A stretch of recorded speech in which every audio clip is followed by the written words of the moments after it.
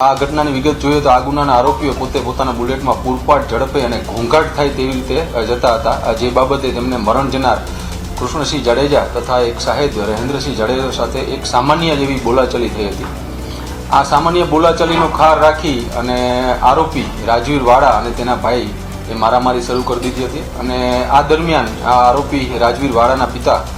રણજીત નાજભાઈ વાળાએ પોતાની પાસે રહેલ ગેરકાયદેસર પિસ્ટલમાંથી ફાયરિંગ શરૂ કરી દીધું હતું અને આ ફાયરિંગમાં કૃષ્ણસિંહ જાડેજાને પેટના ભાગે અને માથાના ભાગે ગોળી વાગતા તેમનું મૃત્યુ નીપજ્યું હતું। આ તમામ આરોપીઓને રાજકોટ ભાવનગર હાઈવે પર સરદાર નજીકથી પકડી પાડવામાં આવેલ હતા અને આમાં મુખ્ય આરોપી રણજીત વાળા ગુનાહિત માનસિકતા ધરાવે છે, તેના વિરુદ્ધ રાજકોટ શહેર તેમજ બાબરા પોલીસ સ્ટેશનમાં